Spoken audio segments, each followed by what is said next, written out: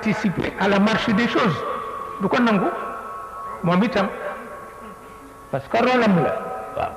sa ruux nga ni doo wax ak moom mukk tey waxtaan ak sa jabar di waxtaan ak sa doom di waxtaan ak sa xarit sa ruux nekk fi di la xaar nga ni ko duma wax ak yow mu bàyyi la abada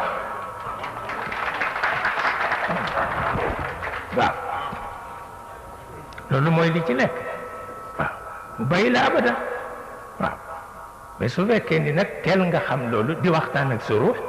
parce que waxtaan ak ruux moo dàq waxtaan ak xarit parce que xarit léeg-léeg moo am écart de langage ruux du ko am waaw ruux du ko am léeg-léeg mu wax ak yow lu dul dëgg ci moom xarit bi mais ruux du ko def waaw boo miinee ruux waxtaan ak ruux dootoo bëgg waxtaan ak kenn waaw yàlla xam na ko ba tax na foofu ngay jëkki bu ko defee moom it li mu am mu jox ko sa jikko yaral la accessoire yi parce que accessoire yu ñu yarul mooy rey nit li Maodo waxoon wolof def ni ku dee weeru wala fa ko wax ku dee weeru ku dee rek weeru Maodo ni ki rey boppam balaa dee du weeru